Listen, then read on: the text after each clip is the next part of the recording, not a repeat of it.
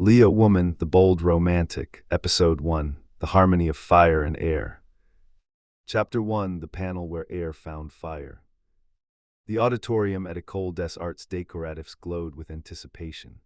Camille, saffron silk and crown-like hair, moderated a panel on future heritage. One name had caught her eye beforehand: Julien Armand Libra, industrial designer turned urban furniture poet. When he stepped on stage, she saw why he had a following. Handsome in the way conversation is, eyes patient, posture graceful, a navy suit worn like ease.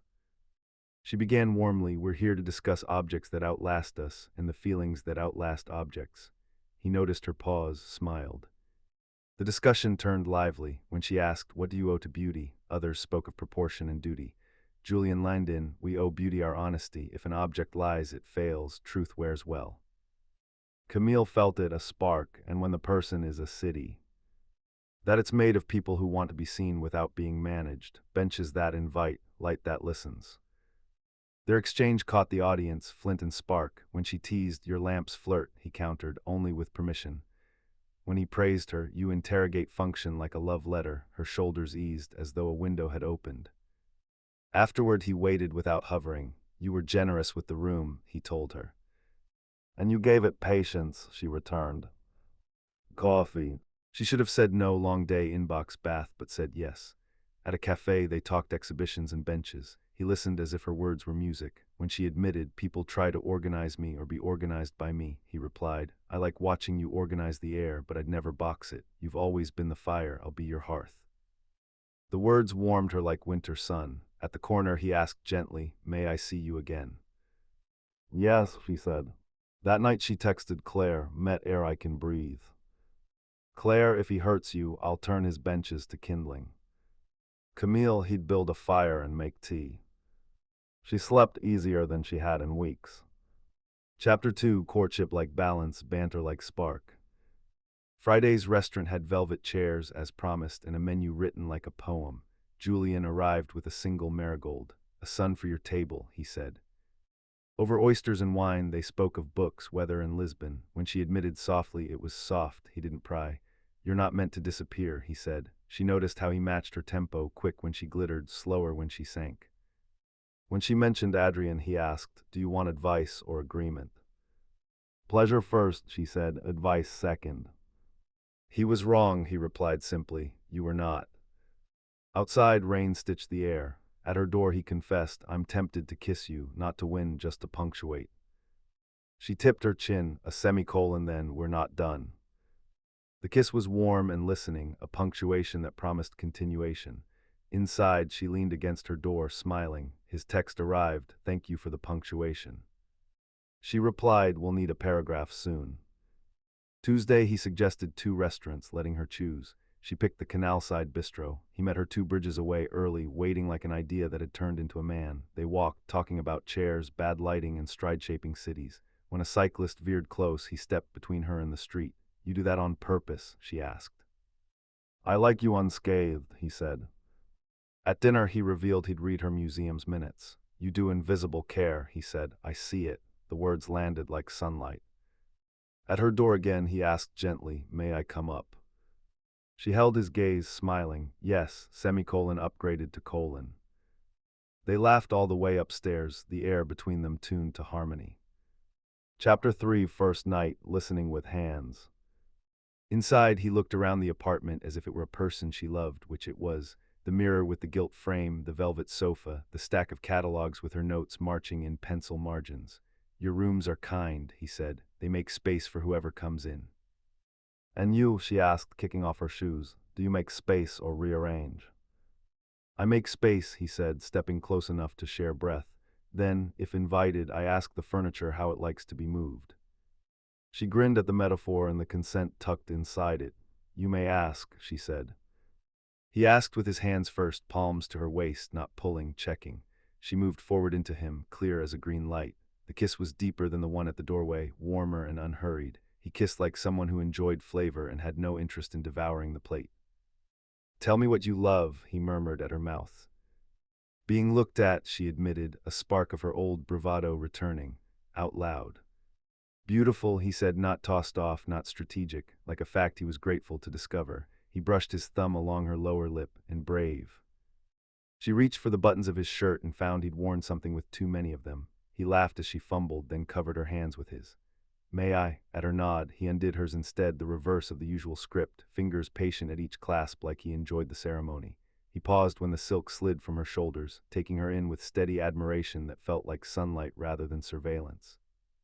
Keep looking, she said, voice lower. He did, eyes meeting hers between glances that traveled her neck, the hollow at her collarbone, the strong line of her thighs. She felt seen and not managed, her body answered with heat that was happiness.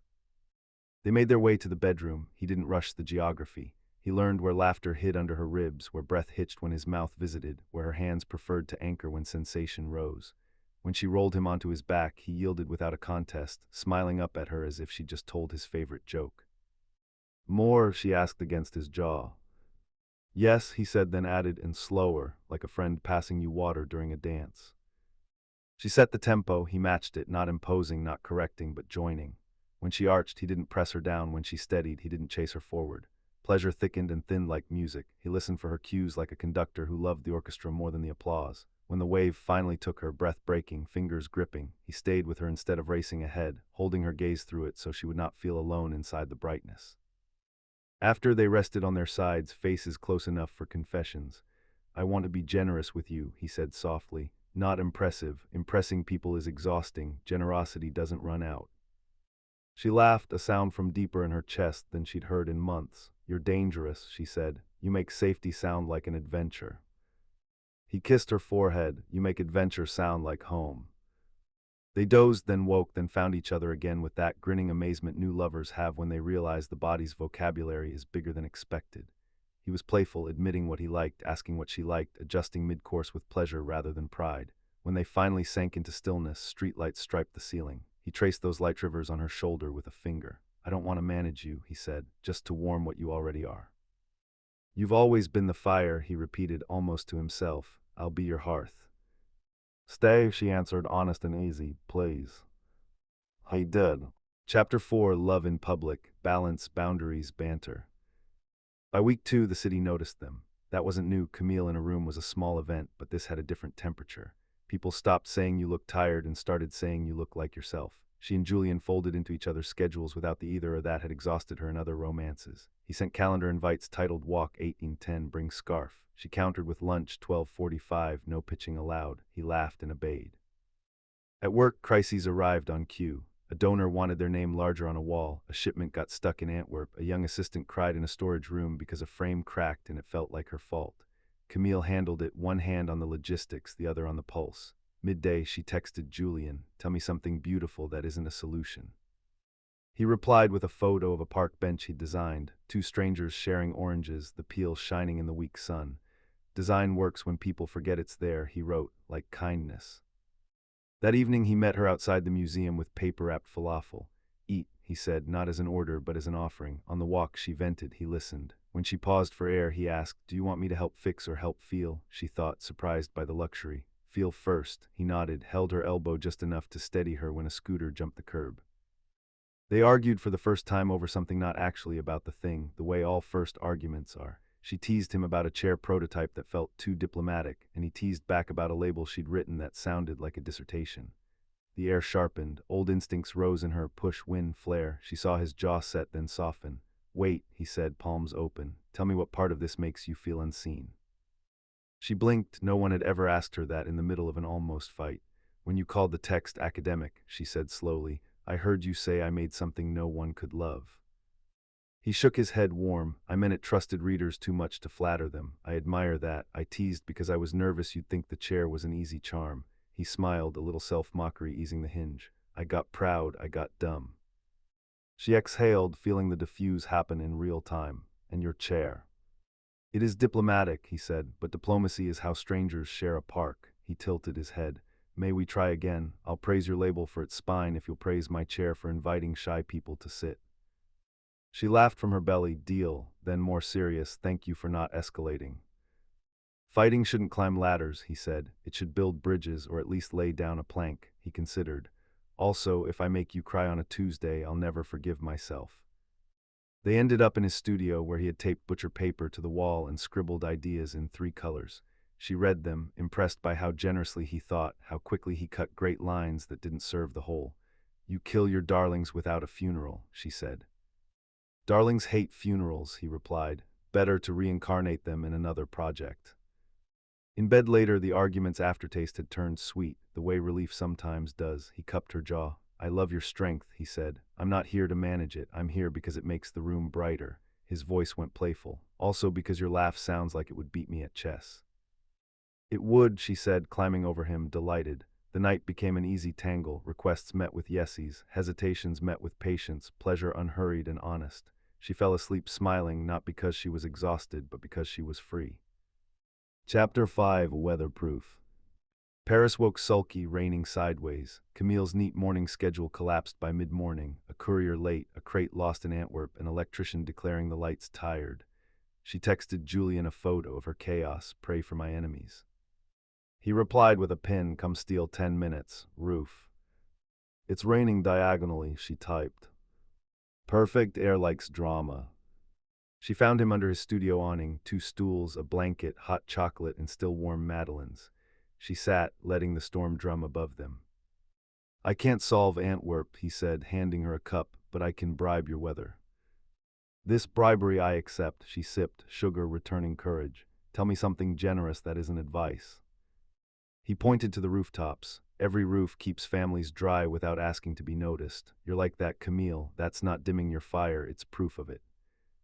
She leaned against him. "Promise me something. When I'm at my limit, don't try to make me bigger, just make the room kinder." "Done, and you don't mistake indecision for absence. Air is just choosing how not to knock the glass over." "Deal." Their fingers intertwined under the blanket.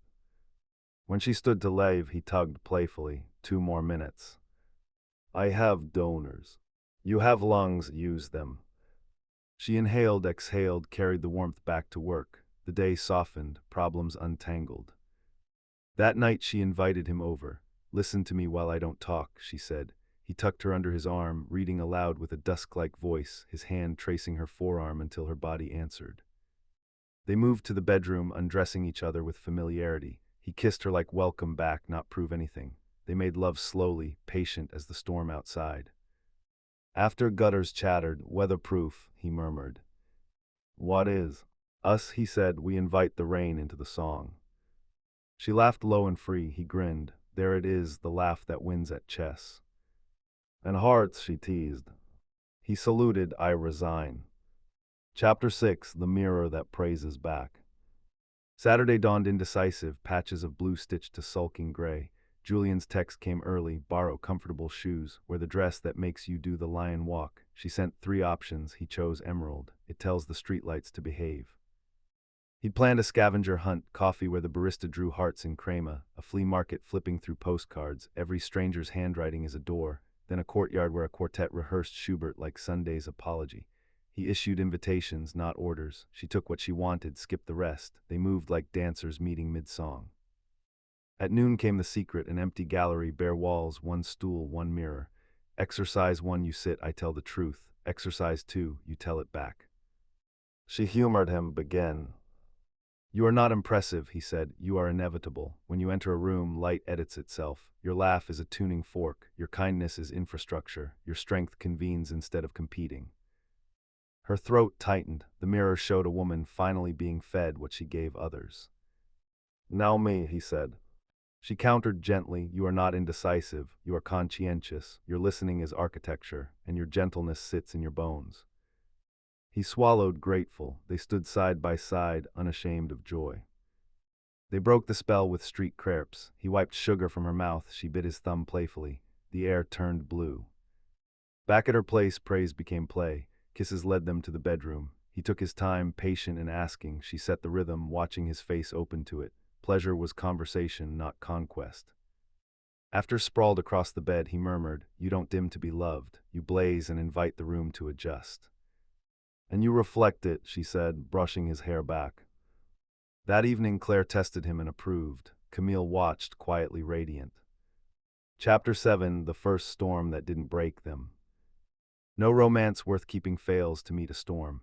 Theirs arrived on a Tuesday with the temperament of a bureaucrat: paperwork, signatures, the wrong stamp on the right form. A shipment delay threatened an opening date, and a journalist Camille trusted hinted at a less-than-kind piece about institutional bloat. Normally, she would have gritted her teeth into power. Instead, she texted Julien, "I'm a cathedral full of bees." "Buzz me your address," he replied. 30 minutes later, he let himself in with the spare key she'd given him not as ceremony but as common sense. He didn't arrive with solutions. He arrived with ginger tea and 3 index cards. "Ground, choice, care," he said, setting them on the table like anchors. "Tell me something true under each." "Ground," she said, tapping the first. "The show is ready in every way that matters." "Choice," he prompted. "I can move the date a week. It will cost money and pride, not magic." "Care," he finished. "I will not let my team absorb the shame of a global shipping delay." He kissed her forehead. "Then that's the plan. I'll stand here while you tell 3 people those truths." She called the board chair, the journalist, the shipping company. Her voice had steel and honey in proportions that made doors open. When she hung up, a measure of the panic had become muscle. "How did you learn that trick?" she asked.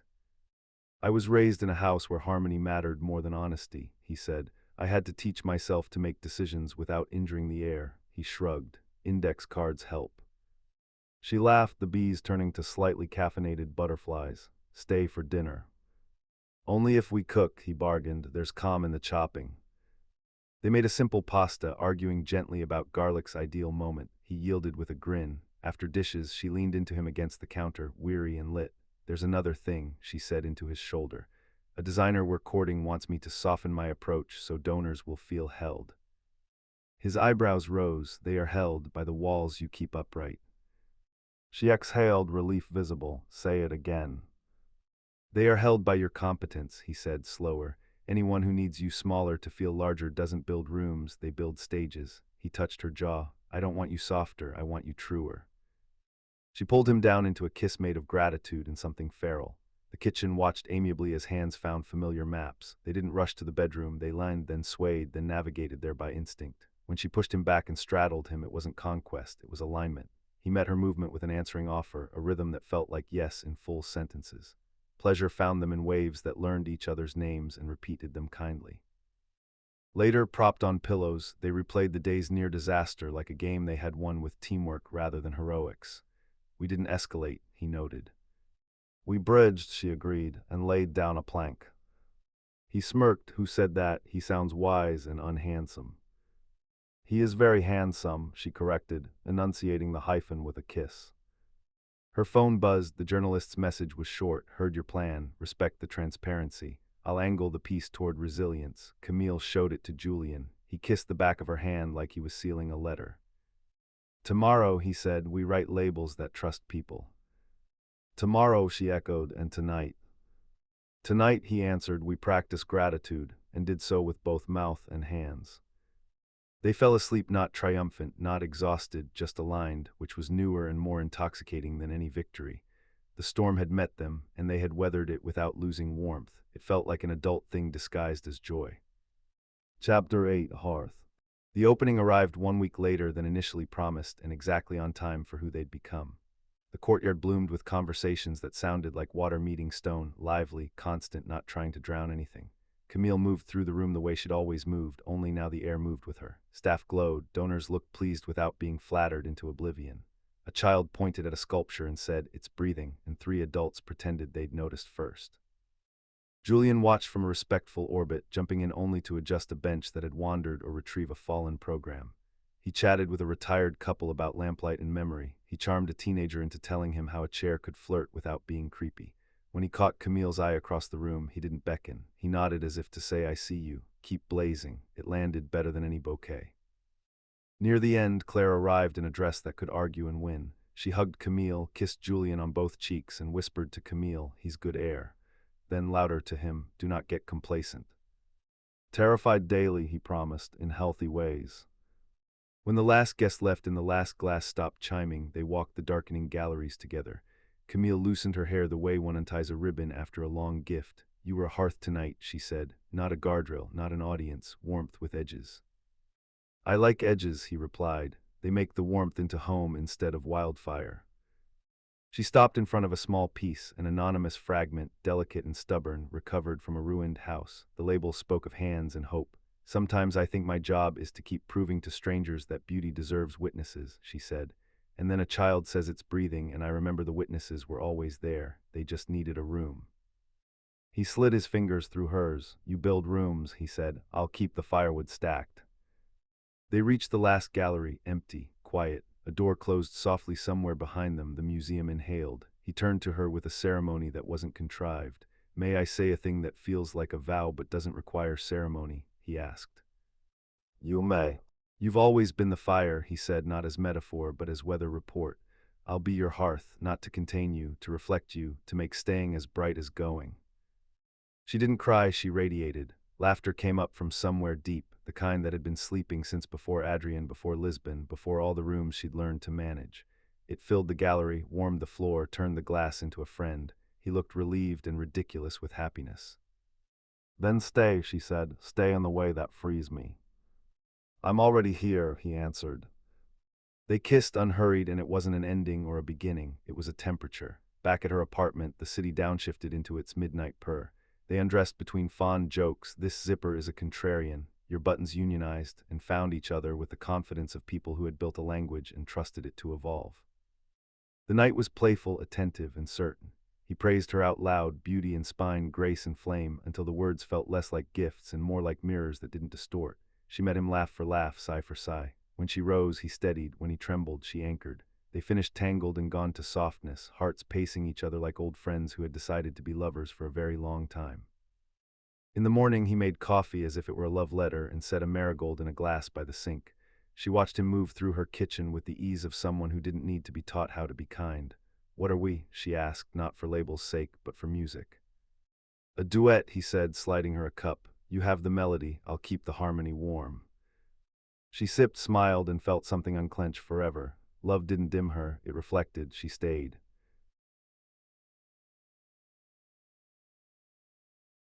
Like this video, subscribe, more stories like this are coming.